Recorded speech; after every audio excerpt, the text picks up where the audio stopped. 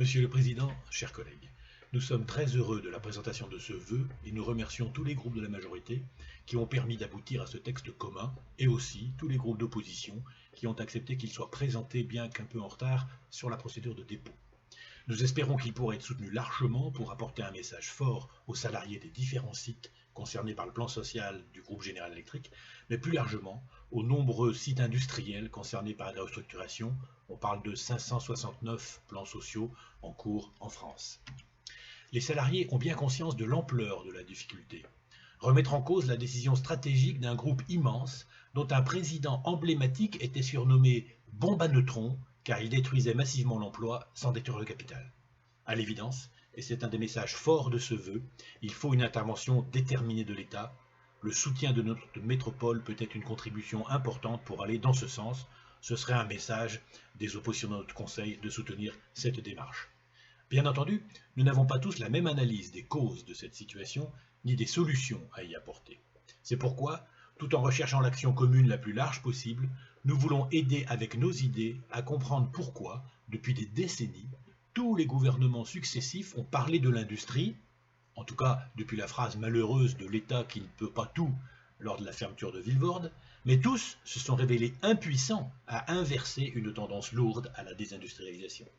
Et il faut le retour au nationalisme à la Trump et sa guerre économique dévastatrice pour les peuples pour voir quelques relocalisations en Occident sans inverser la tendance longue en France. Les communistes considèrent que la raison fondamentale est liée au système capitaliste lui-même, devenu incapable d'assurer le développement économique et social.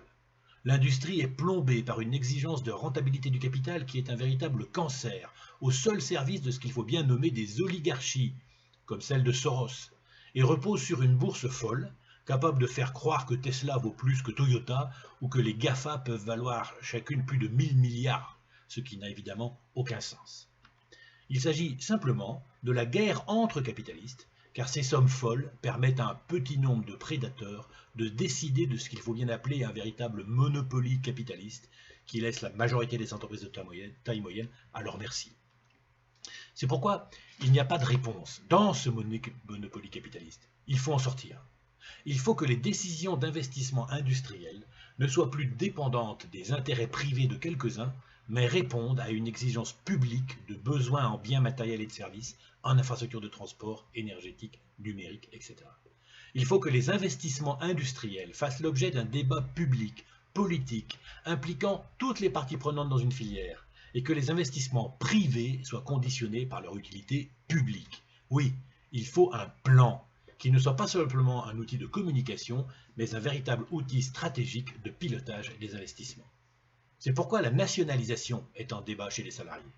J'espère que Gérard Collomb ne me répondra pas cette fois que la seule solution est la destruction créatrice, qui ferait grandir de jeunes pousses en détruisant le vieux monde. Ce charabia idéologique ne sert que les prédateurs et les opportunistes de toutes sortes, ces chasseurs d'or cachant derrière le numérique de terribles reculs sociaux à la Uber. Le monde change, à grande vitesse, et le temps de cette mondialisation capitaliste triomphante est derrière nous. Le développement du Sud, poussé par la Chine, les difficultés grandissantes des USA ayant pris acte de leur recul dans la mondialisation, tout doit nous pousser à innover, à sortir des modèles économiques du passé. C'est essentiel dans ce secteur de l'énergie où depuis des années, la transition énergétique a été utilisée contre le service public, l'emploi et les droits des salariés. Il faut remettre en cause cette transition énergétique capitaliste qui détruit la cohérence des filières technologiques de l'électricité en France, chez EDF, Enedis, Alstom devenu General Electric ou Schneider. C'est indispensable pour les salariés de General Electric comme pour toute la filière et pour les usagers de l'électricité. Je vous remercie.